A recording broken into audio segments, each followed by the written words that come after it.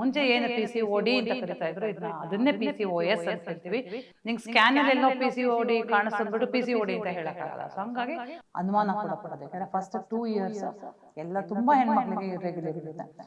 ಎದೆನಲ್ಲಿ ಕೂದಲು, ಬೆನ್ನಲ್ಲಿ ಕೂದಲು, ಥೈಸ್ ನಲ್ಲಿ, ಹೊಟ್ಟೆ ಮೇಲೆ ಅಲ್ಲೆಲ್ಲ ಕೂದಲು ಬಂದ ಅಂತ ಕೂಡ.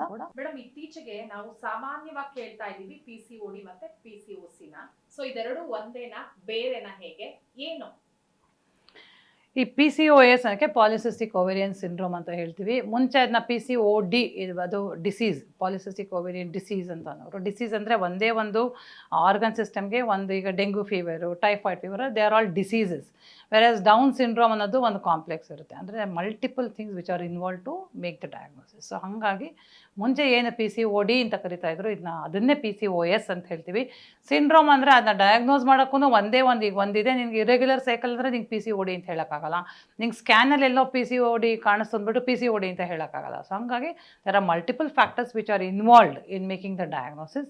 ಆ್ಯಂಡ್ ಆಲ್ಸೋ ಈ ಪಿ ಸಿ ಓ ಎಸ್ ಅಂತ ಏನು ಕಂಡೀಷನ್ ಇದೆ ಅದು ತುಂಬ ಆರ್ಗನ್ಸ್ನ ಅಫೆಕ್ಟ್ ಮಾಡುತ್ತೆ. ಹಾಗಾಗಿ ಅದಕ್ಕೆ ಈಗ ಪಿ ಸಿ ಓ ಎಸ್ ಅಂತ ಹೆಸರಿಟ್ಟಿದ್ದಾರೆ. ಸೊ ವೆರಿ ಸೂನ್ ಆ ಪಿ ಸಿ ಓ ಎಸ್ ಅನ್ನೋ ಹೆಸರು ಕೂಡ ಚೇಂಜ್ ಆಗ್ಬೋದು. ಇಂಟರ್ನ್ಯಾಷನಲ್ ಮೂವ್ಮೆಂಟ್ ಆಗ್ತಾ ಇದೆ. ಇದು ಬರೀ ಓವರಿಗೆ ಮಾತ್ರ ಸೀಮಿತವಾದ ಸಮಸ್ಯೆ ಅಲ್ಲ, ಬರೀ ಇರೆಗ್ಯುಲರ್ ಸೈಕಲಿಗೆ ಮಾತ್ರ ಸಮಸ್ಯೆ ಅಲ್ಲ. ಇದು ಮಲ್ಟಿ ಆರ್ಗನ್, ಅಂದರೆ ಅವರಿಗೆ B P, sugar, cholesterol, cancer risk, ಮಕ್ಕಳಾಗದೇ ಇರೋದು, ತುಂಬ ಇಂಪ್ಲಿಕೇಶನ್ಸ್, ಮೆಂಟಲ್ ಹೆಲ್ತ್ ಇಶ್ಯೂಸ್ ಅವೆಲ್ಲ ಇರ್ತವೆ. ಸೊ ಹಾಗಾಗಿ all over the world they are trying to rename the whole disease. So P C O S ಅಂತ ಏನು ಸಿಂಡ್ರೋಮ್ ಇದೆ ಅದನ್ನು ರೀನೇಮ್ ಕೂಡ ಮಾಡೋ ಒಂದು ಪ್ರಯತ್ನ ಆಗ್ತಾ ಇದೆ. ಏನು ಲಕ್ಷಣಗಳು ಕಾಣಿಸ್ಕೊಳ್ಳುತ್ತೆ?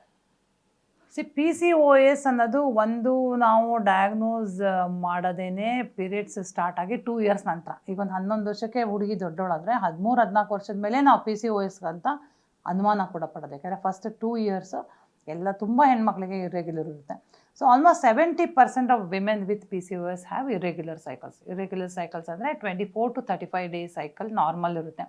24ಗಿನ್ನ ಕಡಿಮೆ ಇತ್ತು, 35ಗಿನ್ನ ಜಾಸ್ತಿ ಇತ್ತು ಅಂತಂದರೆ ಅದು ಇರ್ರೆಗ್ಯುಲರ್ ಸೈಕಲ್ ಅಂತ ಅನ್ಸ್ಕೊಳ್ಳುತ್ತೆ.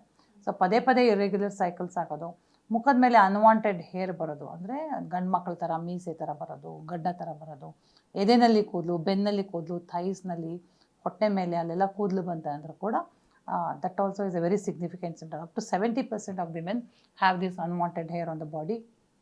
ಆಲ್ಮೋಸ್ಟ್ ಒಂದು 30-40% ಜನರಿಗೆ ಸಿವಿಯರ್ ಆ್ಯಕ್ನೆ ಇಲ್ಲ ಪಿಂಪಲ್ಸ್ ಇರುತ್ತೆ. ನೀವು ಎಷ್ಟೇ ಮಾತ್ರ ಔಷಧಿ ತೊಗೊಂಡ್ರು ಪದೇ ಪದೇ ಬರುವಂಥ ಆ್ಯಕ್ನೆ ಇಲ್ಲ ಪಿಂಪಲ್ಸ್ ಇರುತ್ತೆ. ಮತ್ತು ಅರೌಂಡ್ 10 to 15% ಜನರಿಗೆ ತಲೆ ಕೂದಲು ಉದ್ರದು, ತಲೆ ಬಾಲ್ಡ್ನೆಸ್ ಸ್ಟಾರ್ಟ್ ಆಗೋದು, ಅಲೋಪೇಶಿಯಾ ಅಂತ ಹೇಳ್ತೀವಿ, ಅದು ಕೂಡ ಆಗ್ಬೋದು. ಸೊ ಇದೆಲ್ಲ ಮೇನ್ ಸ್ಟ್ರಾಂಗ್ ಸಿಮ್ಟಮ್ಸ್. ಅಂದರೆ ನೀವೇನು ಪ್ರಾಬ್ಲಮ್ ಇಟ್ಕೊಂಡು ನಮ್ಮ ಹತ್ರ ಬರ್ತೀರಾ, ಇರೆಗ್ಯುಲರ್ ಸೈಕಲ್ಸ್ ಇರುತ್ತೆ, ಪ್ಲಸ್ ನಿಮಗೆ ಅನ್ವಾಂಟೆಡ್ ಹೇರ್, ಪಿಂಪಲ್ಸ್ ಮತ್ತು ಕೂದಲು ಉದ್ರದು ಅಂತ ಬರ್ತೀರಾ. ಸೊ ಹಾಗಾಗಿ ಸಾಕಷ್ಟು ಜನ ಡರ್ಮಟಾಲಜಿಸ್ಟ್ ಡಾಕ್ಟರ್ಗಳು ಕೂಡ ಅವ್ರ ಹತ್ರ ಕೂಡ ಹೋಗ್ತಾರೆ.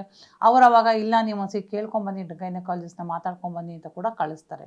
ಸೊ ಇದು ಇವೆರಡರ ಜೊತೆಗೆ ಒಂದು ಅಲ್ಟ್ರಾಸೌಂಡ್ ನಾವು ಸ್ಕ್ಯಾನ್ ಮಾಡಿದಾಗ P C O M, polycystic ovarian morphology ಅಂತ ಕೆಲವೊಂದು ಕ್ರೈಟೀರಿಯಾ ಇರುತ್ತೆ. ಅದನ್ನ ಅಲ್ಟ್ರಾಸೌಂಡ್ ಡಾಕ್ಟರ್ ನೋಡಿಬಿಟ್ಟು ಆ ಥರ ಇದೆ ಇಲ್ಲ, ಆ ಥರ ಇಲ್ಲ ಅಂತ ಕೊಡ್ತಾರೆ.